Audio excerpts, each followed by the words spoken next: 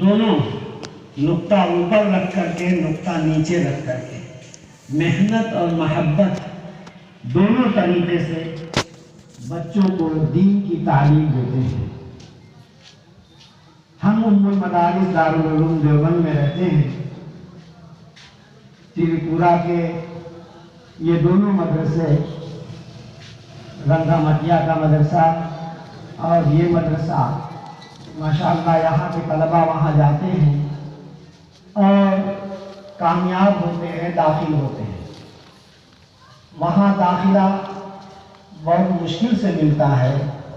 جو طلباء جن کی استعداد اچھی ہوتی ہے اور جن پر بڑی محنت کی گئی ہوتی ہے، ہمت اور حوصلہ رکھتے ہیں، وہی طلباء وہاں داخل ہوتے ہیں۔ بہرحال میں مبارکباد پیش کرتا ہوں یہاں کے ذمہ داران کو، یہاں کے اساتذہ کو اور آپ سب حضرات کو کہ آپ کے اس مدرسے کے ذریعے کامیاب دین کی محنت ہو رہی ہے۔ دینی تعلیم کے حوالے سے ایسی محنت ہو رہی ہے کہ بہرحال اب بھی یہ امید کی جاتی ہے کہ ان مدارس اسلامیہ کے وجود سے انشاءاللہ العزیز ملت اسلامیہ کا بقا رہے گا اور کوئی طاقت ملت اسلامیہ کو فنا نہیں کر سکتی ہے۔ میرے محترم بزرگوں اور دوستوں، یہ جلسہ صرف اس لیے نہیں ہوتا ہے کہ خالی چندہ کرایا جائے، یا صرف اس لیے نہیں ہوتا کہ واعظ کی ایک مجلس ہے اور اپنا بیٹھ کر سن لیے اور پھر جھاڑ کر چلے گئے۔ نہیں، یہ ہماری اپنی ضرورت ہے۔ جلسہ کرنے کا مقصد یہ ہوتا ہے کہ ہم آ کر مدرسے کی کارگزاری دیکھیں اور مدرسے کی ضروریات ہمارے سامنے آئیں اور ہم سے جتنا ہو سکے مدرسے کی ضروریات کے لیے ہم اپنا تعاون پیش کریں۔ اور اتنا بڑا اجتماع، اس کے لیے کوئی بہانہ چاہیے، یہ ایک بہانہ ہوتا ہے۔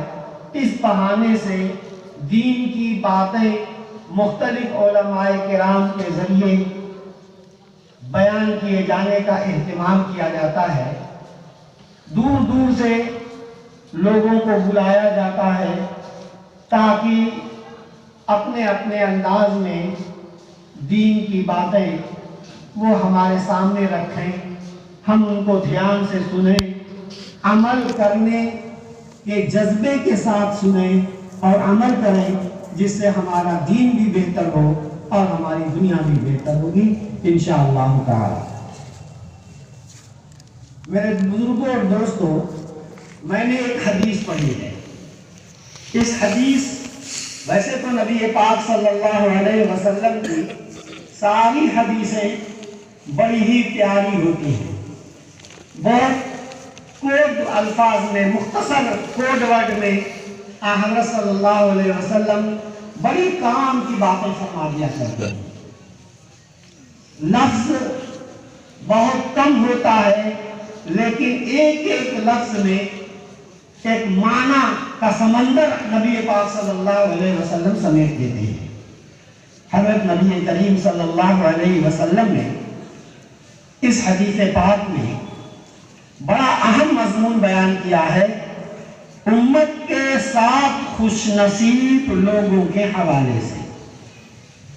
حضرت نبی پاک صلی اللہ علیہ وسلم نے ارشاد فرمایا، متعدد احادیث میں یہ مضمون ہے کہ کل قیامت کے دن جب کہ اولین و آخرین کو سور پھونک کر کے قبروں سے اٹھایا جائے گا، ایک میدان میں سارے کے سارے جمع ہوں گے اور سوا نیزے کے برابر سورج سروں کے قریب ہوگا اور سورج کی گرمی سے سب کا دماغ کھولتا ہوا ہوگا، لوگ پسینوں میں شرابور ہوں گے اور کسی کو کسی کی پرواہ نہیں ہوگی۔ ماں باپ اپنی اولاد کو بھول جائیں گے، اولاد ماں باپ سے بیگانہ ہو جائے گی۔ میاں بیوی میں کتنی محبت ہوتی ہے اس دن شوہر بیوی کو نہیں پہچانے گا، بیوی شوہر کو نہیں پہچانے گی، نفسی نفسی کا عالم ہوگا، کسی کو کسی کی خبر نہیں ہوگی، سب کے سب اپنے آپ میں یعنی بالکل حیران ہوں گے، اور سب کو یہ پڑی ہوگی یا اللہ کیسے ہماری نجات ہوگی، ہمارا کیا حشر ہوگا، سب پریشان ہوں گے۔ اللہ اکبر۔ لیکن ایسے بھیانک ہولناک منظر میں کچھ اللہ کے ایسے مخصوص بندے ہوں گے کہ جو سرکاری مہمان ہوں گے، اور ان کو خصوصیت سے عرش الہی کے سائے میں ٹھہرایا جائے گا، اور لا يحزنهم الفزع الاکبر وتتلقاهم الملائکہ، یہ جو سب سے بڑی گھبراہٹ کا عالم ہے، اور یہ جو قیامت کی ہولناکی ہے، اس سے ان کو بالکل کوئی پریشانی نہیں ہوگی، بلکہ فرشتے ان کا استقبال کرتے ہوں گے، جیسے آپ اپنے اتیتھی کا، مہمان کا، معزز مہمان کا استقبال کرتے ہیں، فرشتے ان کا استقبال کرتے ہیں اور ان کو عرش الہی کے سائے میں جگہ عطا فرماتے ہیں۔ وہ سرکاری مہمان ہیں، عرش کے سائے تلے ٹھنڈی ٹھنڈی ہواؤں سے محظوظ ہو رہے ہوں گے، انہیں قیامت کی ہولناکی بالکل خوفزدہ نہیں کرے گی۔ یا اللہ، یہ تو بڑے خوش نصیب لوگ ہیں، یہ کیسے لوگ ہیں؟ جی ہاں، یہ ایسے ہی لوگ ہیں کیونکہ انہوں نے اپنی زندگی میں اتنا مجاہدہ کیا ہے، اتنا مجاہدہ کیا ہے، اتنا کٹھور مجاہدہ کیا ہے کہ اس مجاہدے کا ہر آدمی تصور بھی نہیں کر سکتا۔ بڑے زبردست اللہ کی محبت میں، اللہ کے دین کے لیے انہوں نے ایسا مجاہدہ کیا ہے کہ بے مثال کارنامہ ہے، جس کی وجہ سے اللہ تعالیٰ انہیں اعزاز کے طور پر عرش الہی کے سائے میں جگہ عطا فرمائیں گے۔ یہ کون سے 7 آدمی ہیں؟ صرف 7 جنوں نہیں، 7 آدمی نہیں، 7 قسم کے لوگ، 7 ایسے جن کے اندر 7 قسم کی صفات، تو کسی کے اندر کوئی صفت، کسی کے اندر کوئی صفت، کسی کے اندر کوئی صفت، سب کے اندر آپ غور کریں گے تو ہر ایک میں ایسی بات پائی جائے گی کہ انتہائی اعلیٰ درجے کی قربانی انہوں نے دی ہوئی ہوتی ہے، اور نفس کے اوپر بہت زیادہ انہوں نے دباؤ ڈال کر کے بہت سخت مجاہدہ کر رکھا ہے۔ نمبر ایک امام عادل۔ امام کے معنی آتے ہیں مقتدا، مکھیا، پیشوا۔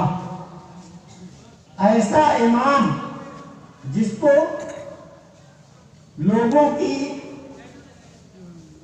سیاسی حالات، سیاسی طور پر، دینی طور پر، یا کسی بھی سلسلے میں جن کو لوگوں کا ذمہ دار بنایا گیا۔ ہاں، انصاف کرنے والا بادشاہ جس نے اپنی رعایا کے ساتھ، اپنی پرجا کے ساتھ انصاف کا معاملہ کیا ہے، حق والے کا حق ادا کیا ہے، سرکاری خزانے کو لوٹا نہیں ہے، سرکاری خزانے سے اپنوں کو نوازا نہیں ہے، بلکہ جنتا کے مال کو جنتا کے مفاد میں خرچ کیا ہے، اور کسی پر ظلم نہیں ہونے دیا ہے، چاہے جو بھی ہو۔ ایسا انصاف ور بادشاہ، ذمہ دار حکمراں جس نے اپنے ماتحتوں کے حقوق بالکل ٹھیک ٹھیک ادا کیے ہوں، آسان نہیں ہے میرے دوستو، آسان نہیں ہے۔ اب دیکھو، امام عادل کا لفظ بڑا عام ہے، جو سب سے بڑا حاکم ہے وہ بھی ہے، اس کے ماتحت صوبے کا ذمہ دار ہے، ضلع کا ذمہ دار ہے، شہر کا ذمہ دار ہے، گاؤں کا ذمہ دار ہے، گھر کا ذمہ دار ہے۔ نبی پاک صلی اللہ علیہ وسلم نے ارشاد فرمایا، کلکم راعٍ وکلکم مسئول عن رعیتہ، تم میں سے ہر آدمی ذمہ دار ہے، تم میں سے ہر آدمی کے ذمے کچھ لوگوں کی نگرانی، ان کی حفاظت، اور ان کے حقوق کی ادائیگی ان کے ذمہ لگائی گئی ہے۔ چنانچہ ماتا پتا اپنی سنتان اور اپنی اولاد کے ذمہ دار ہیں، بیوی اپنے خاوند اپنے شوہر کے مال اور عزت کی ذمہ دار ہے، شوہر اپنی بیوی کا ذمہ دار ہے۔ ہر ایک، اور چاہے گھر کا بڑا ہو، چاہے خاندان کا بڑا ہو، چاہے گاؤں کا بڑا ہو، چاہے شہر کا بڑا ہو، ضلع کا بڑا ہو، صوبے کا بڑا ہو، ملک کا بڑا ہو، ہر ایک اپنے ماتحتوں کے تعلق سے امام ہے۔ اگر ہر شخص کے اوپر ہے کہ وہ اپنے ماتحتوں کے حقوق کیسے ادا کرتا ہے۔ میرے دوستو، ہم اپنی اولاد کے صرف اپنی اولاد کے تعلق سے سوچیں کہ کیا ہم اپنی اولاد کا جو واقعی حق ہے ادا کرتے ہیں؟ یہ صحیح ہے کہ ماں باپ کو اولاد کی جتنی محبت ہوتی ہے کسی کو نہیں ہو سکتی۔ ماں باپ اپنا پیٹ کاٹ کر اولاد کا پیٹ بھرتے ہیں، ماں باپ روکھا سوکھا کھا کر اپنی ضرورتیں روک کر اپنی اولاد کو اچھی تعلیم دلوانے کی فکر کرتے ہیں، لیکن دنیا کی حد تک تو اس میں کوئی شبہ نہیں ہے کہ دنیاوی ضرورتوں کو پوری کرنے کے سلسلے میں ہمارے والدین جتنے بھی ہیں جو اولاد والے ہیں وہ اپنی اولاد کی فکر کرتے ہیں۔ ان کو فکر ہوتی ہے کہ ہمارے مرنے کے بعد ہماری سنتان، ہماری اولاد بے عزت نہ ہو، فقیر نہ ہو، لوگوں کے سامنے ہاتھ نہ پھیلائے، غریب نہ رہے، اس کا اسٹیٹس، اس کا معیار بلند رہے۔ تمام والدین اس بات کی فکر کرتے ہیں۔ اللہ اکبر، دنیا چند روز کی ہے، آج ہم اس دنیا سے چلے جائیں گے، کل ہماری اولاد بھی اس دنیا سے جائے گی، پرسوں ان کی اولاد دنیا سے جائے گی۔ کوئی دنیا میں ہمیشہ رہنے کے لیے نہیں آیا ہے۔ ہمیشہ کی زندگی آخرت ہے، اور آخرت بنتی ہے ایمان اور عمل صالح سے۔ ایمان اور عمل صالح اگر ہے تو آخرت کا سرمایہ ہے، ایمان اور عمل صالح نہیں ہے تو آخرت میں انسان فقیر ہے، اور اس کی آخرت کا کیا ہوگا اللہ ہی جانتا ہے۔ میرے دوستو، طے ہے کہ ایمان کے بغیر تو جنت میں داخلہ ہوگا ہی نہیں، اور عمل صالح ایمان میں دخول جنت میں داخل ہونے کے لیے اولین دخول کے لیے عمل صالح شرط ہے۔ ان اللہ لا یغفر ان یشرک بہ، شرک کے ساتھ